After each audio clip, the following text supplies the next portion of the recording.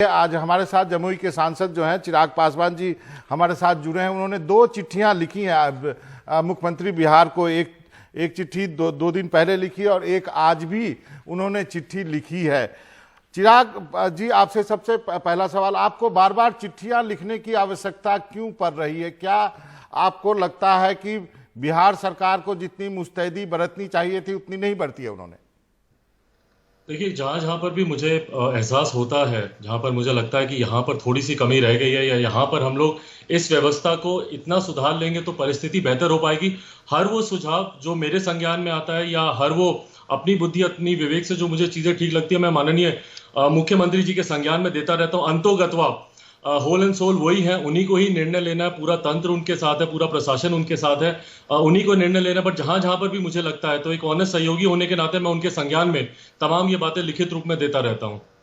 आपने अपनी पहली चिट्ठी में लिखा कि मुख्यमंत्री जी, आप सीधा संवाद साध करके बिहारी मजदूरों के खाने पीने की उचित व्यवस्था करें। दूसरा, आपने लिखा कि कई मजदूरों के पास स्मार्टफोन नहीं है, पंजीकरण ना होने से रेलवे सूची में उनका नाम नहीं है और आप इस पर कुछ करें। लेकिन बिहार सरकार तो इस बात में अड़ी थी कि किराया कौन देगा। सबसे बड़ी कंट्रोवर्सी हो गई कि किराया दिया किनसे वसूला जाए। ये तो अमानवीय व्यवहार था बिहार सरकार का।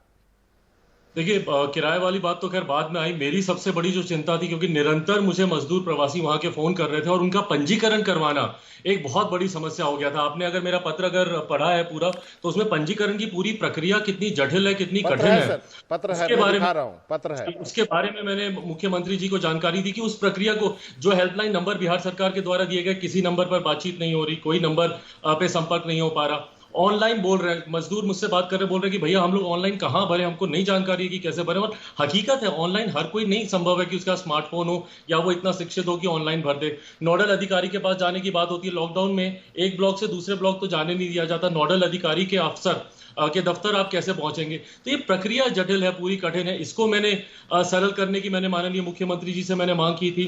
और उसके बाद जो मजदूर वहां पर जिनका पंजीकरण हो गया, उनके लिए भी अभी तक उचित संख्या में रेल नहीं चल पा रही है, वो भी नहीं पहुंच पा रहे पंजीकरण होने के बावजूद। तो ये तमाम कठिनाइयां सामने आ रही हैं और इसको मैंने मुख्यमंत्री जी के संज्ञान में दिया। उम्मीद है अब ज्यादा तत्परता से कार्य होगा। कल उन्होंने आदेश भी दिए हैं कि बसेस के माध्यम से भी हो, सड़क मार्ग के माध्यम से भी हो, तो मजदूरों को लाया जाए। और यही मांग हम लोग शुरू से करते रहे हैं। लेकिन मजदूर तो सर पैदल भी निकल पड़े हैं और कोई ट्रक कुचल दे रहा है, कोई टैंकर कुचल दे रहा है, जिसमें ट्रक में भर भर के 3-3 हजार रुपया लेके जा रहे हैं, उसका एक्सीडेंट हो जा रहा है। मतलब बहुत ही विकट स्थिति है, बहुत ही आप हृदय विदारक दृश्य है। जो पैदल निकल पड़े हैं, गोद में बच्चा है, कोई गर्भवती महिला है।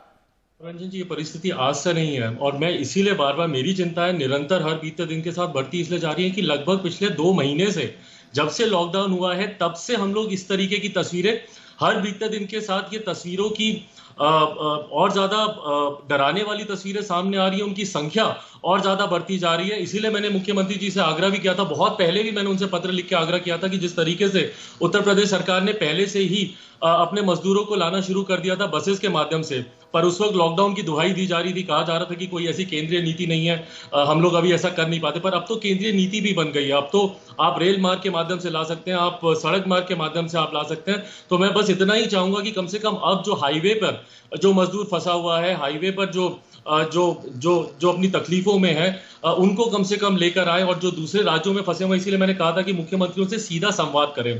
वहां पर अगर आप देखेंगे, महाराष्ट्र में देखेंगे, गुजरात में देखेंगे, सूरत में देखेंगे, एक एक घर में कम से कम 100-100, 150-150 छोटे कमरे में मजदूर रहने के लिए वो बाध्य हैं। उनके पास कोई और ऑप्शन ही नहीं है। तो एक एक कमरे में, उसमें सोशल डिस्टेंसिंग कहां से हो रही है? बल्कि उसमें तो और ज्यादा इस बीमारी के बढ़ने का खतरा है। तो इसलिए मैंने उनसे आग्रह किया था कि उनकी उचित रहने की व्यवस्था, जब तक आप उनको अपने राज्य नहीं ला सकते, बिहार नहीं ला सकते, तब तक उसी राज्य में उनकी रहने की उचित व्यवस्था करें, उनके खाने का उचित प्रबंध करें। तो तमाम आग्रह ही मैं मुख्यमंत्री के साथ कर सकता हूं जो मैंने किए हैं।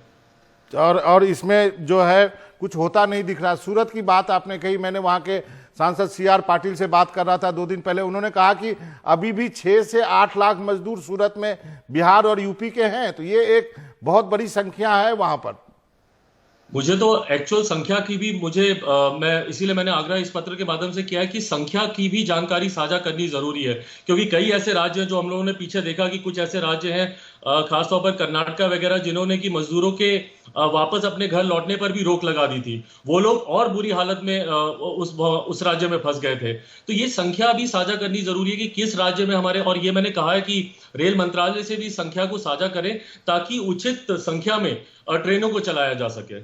आपको लगता है कि पर्याप्त है अभी रेल जो है, रेल और अधिक चलाया जाना चाहिए मजदूरों की संख्या को देखते हुए?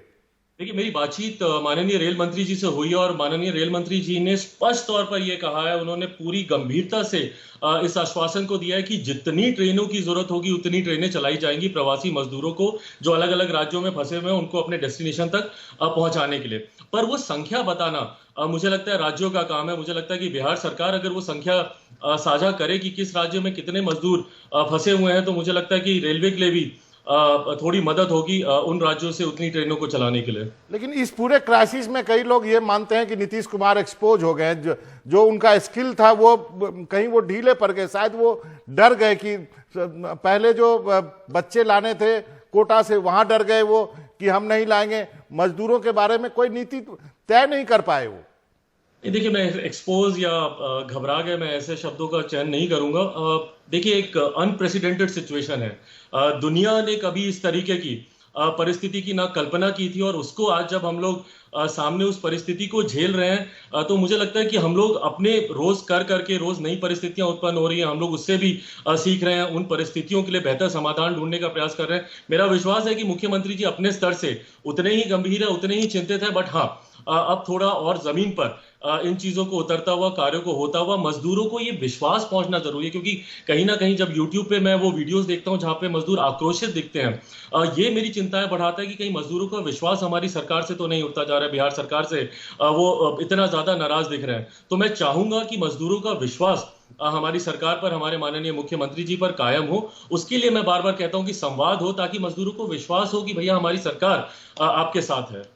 मैं आपको बता दूं कि मैंने जरूर थोड़ा कठोर शब्द का उपयोग किया है, लेकिन वो इसलिए भी किया कि मैं भी उस राज्य से आता हूं। और वहीं पे आप उत्तर प्रदेश को देखिए, मतलब उत्तर प्रदेश ने कितने डे वन से हैंडल किया है, बसें भेजने शुरू किए, सब चीज बोला नहीं हम अपने मजदूरों को लाएंगे। आज लाखों की तादाद में वो ले आए थे, और लेकिन आपने फैसला ही देर में लिया।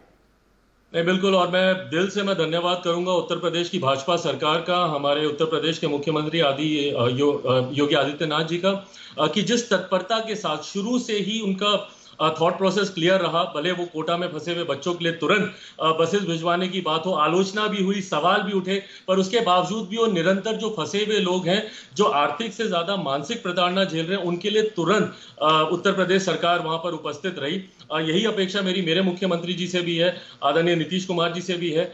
मुझे उम्मीद है कि जो समय बीत गया, बट आने वाला समय को हम लोग बेहतर बना सकते हैं। एक सवाल, अंतिम का सवाल है, एक आध सवाल बताएं छोटे छोटे कि अब ये मजदूर जब बिहार पहुंचेंगे, आपको लगता है बिहार में इंफ्रास्ट्रक्चर है कि इस महामारी को फैलने से रोका जाए? क्योंकि इसमें से ढेर सारे लोग कैरियर भी होंगे।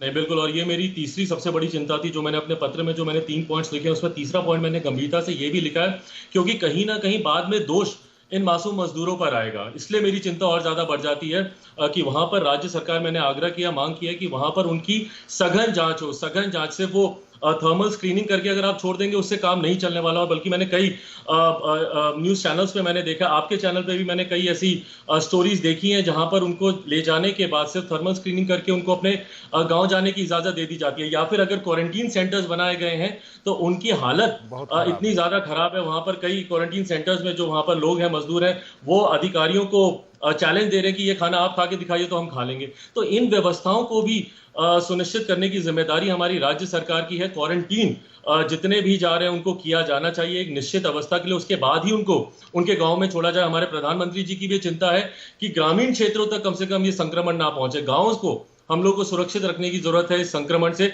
और उसके लिए मुझे लगता है राज्य सरकार की जिम्मेदारी और ज्यादा बढ़ जाती है। एक अंतिम का सवाल है सर कि अब ये मजदूर वहां चले गए तो अब वो काम क्या करेंगे?